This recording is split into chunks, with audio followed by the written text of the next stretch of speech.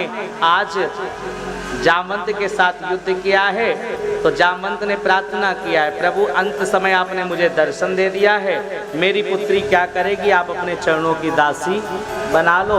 दासी बनाई और दहेज में वो मणि मिल गई। अब वो मणि को सत्राजित राजा को दिया। सत्राजित राजा भी बड़े ही भाव से लज्जित हुए कि मुझे तो झूठा कलंक लगाया है। उन्होंने कहा ये मणि आप अपने पास द्वारिकानाथ रखो, मेरी एक पुत्री है सत्यभामा, उसके साथ वर्ण कर लो, अपने चरणों की दासी बना लो। बोले दे दो। इस प्रकार कालिंदी, मित्रवंदा ये तीसरा विवाह है।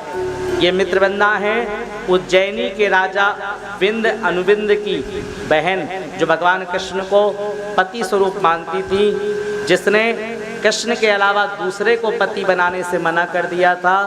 तब स्वयंवर में भगवान ने इनके साथ वर्ण किया है। विवाह चरित्र नहीं है, ध्यान से सुनिएगा। सबके साथ क्या कर रहे हैं? वर्ण। चौथा विवाह सत्या के साथ।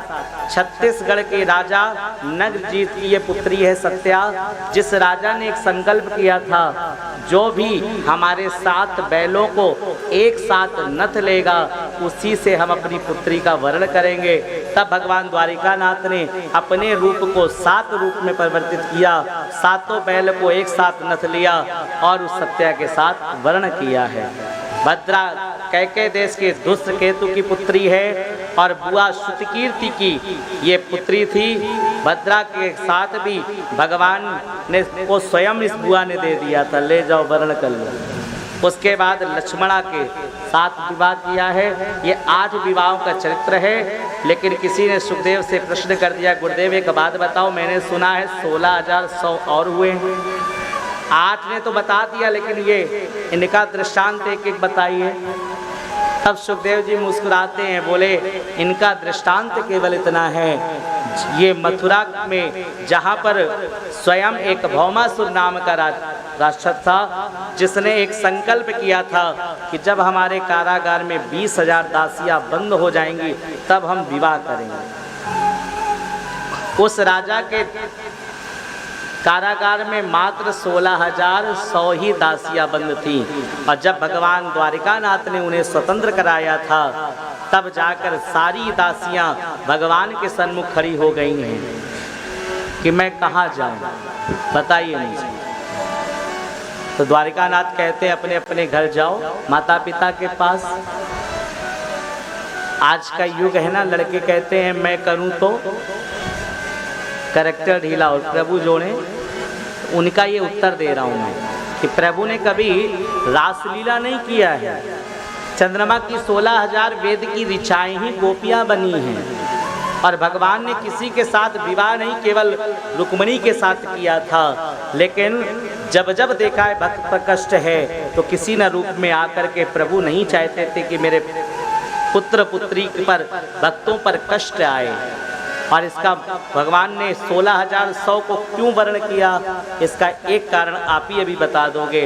आपकी बेटी को कल देखने वाले आ रहे हों, भगवान ना करे, मैं एक दृष्टांत बुरा मत मानिएगा, समझाने के लिए।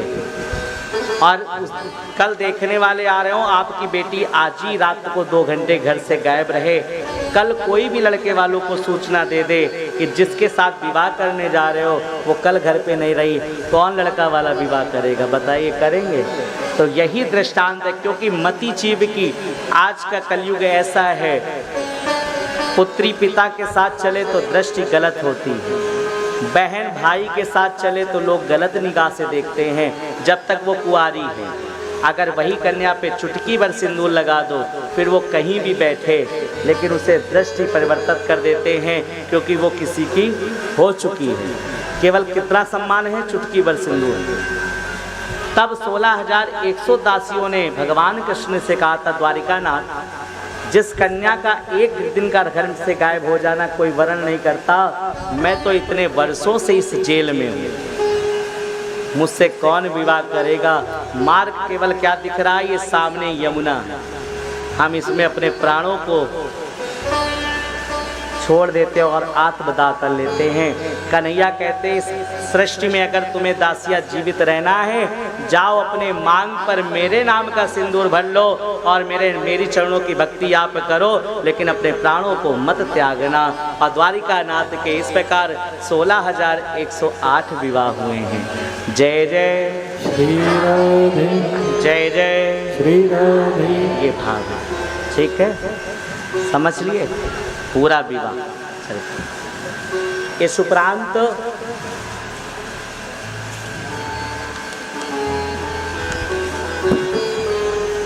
आगे भगवान कृष्ण के विवाह उत्सव के पावन चरित्रों में भगवान की संतान की वर्णन आता है। संतान भगवान के कितनी हुए, जहाँ पर रुक्मिणी के प्रतुंब, चारुदेह, सुदेर, पराक्रमी, चारुदेह, सुचाक, चारुगुप्त, प्रतिभानु, सत्यभामा के भानु, शुभान, स्वहमणि, प्रभानु, भानुमान, बृहत्मान, अतिभानु हुए हैं। तीसरी पत्नी सांब, सुमित्र, पुरजित, सत्यजित, सहस्त्रजित। इस प्रकार किसी पत्नी से 9, किसी से 11, किसी से 7 संतानें हुई हैं। और पत्नियां कितनी है? 16,000। कितनी लंबी वंशज है। तो नारद जी के मन में एक भाव उत्पन्न हो गया, अकेले द्वारिकानाथ इतनी पत्नियों के साथ रहते कैसे? कलयुग में एक झेली नहीं जाती। एक साथ यहाँ नारद मोह की कथा चल रही है। नारद मोह का दृष्टांत संवाद आरंभ होता है। नारद जी कहते हैं इतनी पत्नियों के साथ अकेले कैसे रमण करते हैं, ये भाव को बताइए मुझे। आज स्वयं नारद जी वीणा उठा के चल रहे हैं। श्रीमन नारायण नारायण नारायण, श्रीमन नारायण नारायण नारायण, लक्ष्मी नारायण नारायण नारायण, श्रीमन नारायण नारायण नारायण, बद्री नारायण नारायण नारायण, लक्ष्मी नारायण नारायण नारायण।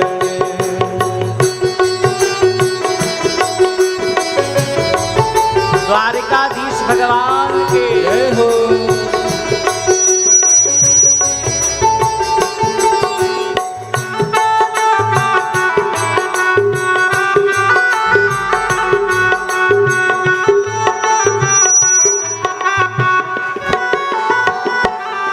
भागवत नारायण नारायण नारायण, भगवत नारायण नारायण नारायण, सत्य नारायण नारायण नारायण, सत्य नारायण नारायण नारायण, भद्र नारायण नारायण नारायण, बद्री नारायण नारायण नारायण, सत्य नारायण नारायण नारायण, सत्य नारायण नारायण नारायण। द्वारिकापुरी में जा करके नारद जी जा रहे हैं बीड़ा बजाते। पहले कमरे में गए, रुक्मिणी जी के साथ भोजन कर रहे हैं। दूसरे कमरे में सत्या के साथ क्रीड़ा कर रहे हैं, खेल कर रहे हैं। तीसरे कमरे में पहुंचे, लक्ष्मणा के साथ स्वयं चरण दबा रही। पांचवें में कालिंदी के पास पहुंचे, चवर कर रही हैं। इस प्रकार नारायण का जाप करते हुए आज संपूर्ण दृश्य देख रहे हैं। लक्ष्मी नारायण नारायण नारायण, लक्ष्मी नारायण नारायण नारायण, सत्य नारायण नारायण नारायण, सत्य नारायण नारायण दोनों हाथ उठा के श्रीमन नारायण नारायण नारायण, श्रीमन नारायण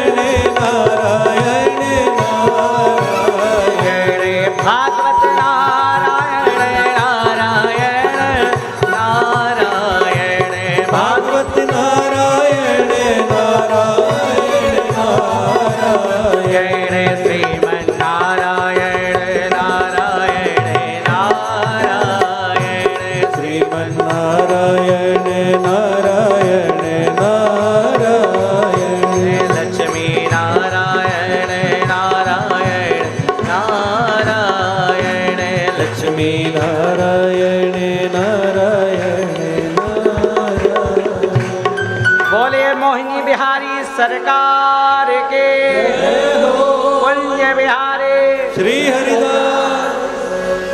भगवान आनंद कंद प्रभु की जीवन शैली को नारद मोह रूपे देखा है कि कैसे प्रभु ने 16,108 अपना रूप बनाया है। द्वारिकापुरी में 16,108 भवन निर्माण किए हैं।